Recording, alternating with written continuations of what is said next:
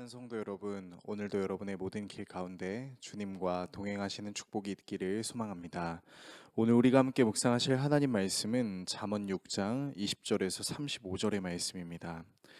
내 아들아, 내 아비의 명령을 지키며 내 어미의 법을 떠나지 말고 그것을 항상 내 마음에 새기며 내 목에 매라.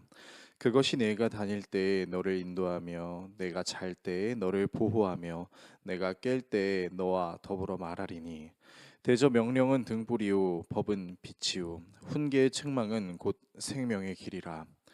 이것이 너를 지켜 악한 여인에게 이방 여인의 혀로 호리는 말에 빠지지 않게 하리라. 내 마음에 그의 아름다움을 탐하지 말며 그 눈꺼풀에 홀리지 말라. 음료로 말미암아 사람이 한 조각 떡만 남게 됨이며 음란한 여인은 귀한 생명을 사냥함이니라. 사람이 불을 품에 품고서야 어찌 그의 옷이 타지 아니하겠으며 사람이 숯불을 밟고서야 어찌 그의 발이 되지 아니하겠느냐. 남의 아내와 통간하는 자도 이와 같을 것이라. 그를 만지는 자마다 벌을 면하지 못하리라. 도둑이 만일 줄일 때에 배를 채우려고 도둑질하면 사람이 그를 멸시하지는 아니하려니와 들키면 7배를 갚아야 하리니 심지어 자기 집에 있는 것을 다 내주게 되리라. 여인과 간음하는 자는 무지한 자라.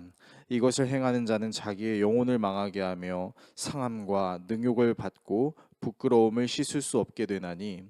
남편이 투기로 분노하여 원수 갚는 날에 용서하지 아니하고 어떤 보상도 받지 아니하며 많은 선물을 줄지라도 듣지 아니하리라. 아멘.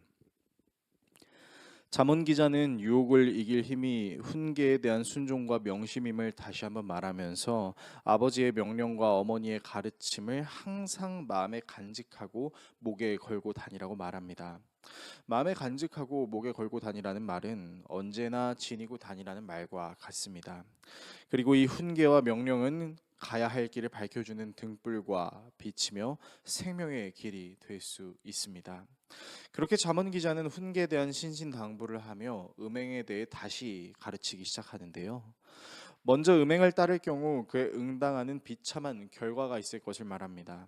음료의 유혹은 사람을 빵 한 덩이만 남게 할 뿐만 아니라 귀중한 생명을 앗아갑니다.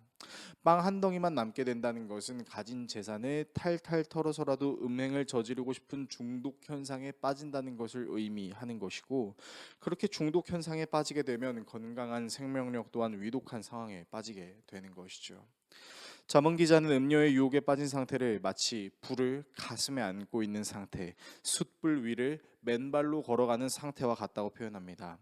실제로 불을 가슴에 안고 숯불 위를 맨발로 걸어가는 것이 어떤 고통을 의미하는지에 대해서는 굳이 말씀드리지 않아도 여러분이 상상하실 수 있을 것입니다. 또한 잠언 기자는 남의 아내와 간통하는 행위는 도둑질과 비교할 수 없을 정도의 악한 행위라고 말하는데요. 도둑이 허기진 배를 채우기 위해 어쩔 수 없이 도둑질하는 것을 봐주기도 하고, 그래도 훔치다 들키면 7배를, 심한 경우에는 자기 집의 모든 재산을 내줘야만 하지만, 이런 도둑질보다 더욱 악한 행위가 바로 남의 아내와 간음을 하는 것이며, 간음을 하는 것은 자신의 영혼을 망치는 것이 될 수 있고 어떤 보상과 위자료도 해결할 수 없는 중대한 죄악이라는 것을 오늘 본문은 우리에게 이야기하고 있습니다. 오늘의 말씀을 우리의 삶에 어떻게 적용해야 할까요? 사실 성의 문제, 음행의 문제는 동서고금을 막론하고 사람들의 삶에 깊숙이 자리한 문제라고도 할 수 있겠습니다.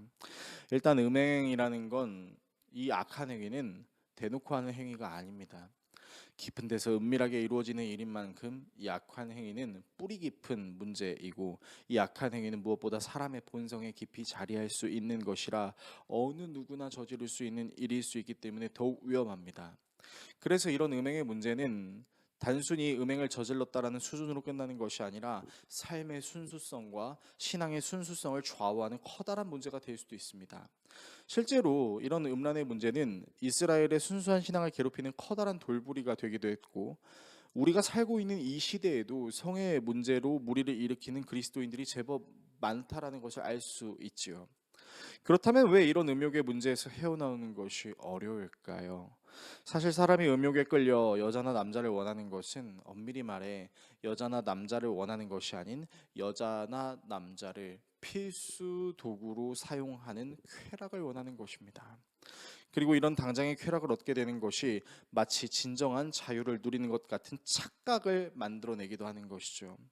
그러나 진정한 자유는 방종에서 오는 것이 아닌 제한에서 옵니다. 물고기가 오직 물에 있을 때에만 진정한 물고기가 될 수 있는 것처럼 인간은 인간을 창조하신 하나님의 영역 안에 있을 때에야만 진정한 인간의 모습을 누릴 수 있습니다.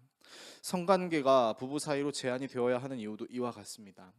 하나님이 짝지어 주신 남자와 여자 사이에서만 누릴 수 있는 제한적인 성관계는 단순한 쾌락 추구가 단순한 쾌락 추구로 얼룩진 더러운 행위가 아닌 서로의 몸을 진심으로 사랑할 수 있는 희생적인 헌신을 불러올 수 있기 때문입니다. 하나님이 말씀하신 성관계의 또 다른 의미는 하나님이 제안하신 영역 속에서 누리는 참된 희생과 헌신의 자유, 진정한 나 자신의 모습을 찾게 되는 은혜임을 기억할 수 있는 저와 여러분 모두가 될 수 있기를 예수 그리스도의 이름으로 축원합니다. 기도하겠습니다. 우리를 사랑하시는 하나님, 진정한 자유는 방종에서 오는 것이 아닌 제한된 영역 안에서 오는 것이라는 것을 기억하며 우리가 하나님의 영역 안에 있는 것을 답답해하지 아니하고 하나님이 정하신 범주 안에서 하나님이 말씀하신 관계를 누릴 수 있는 우리 모두가 되게 하여 주십시오. 예수 그리스도의 이름으로 기도합니다. 아멘.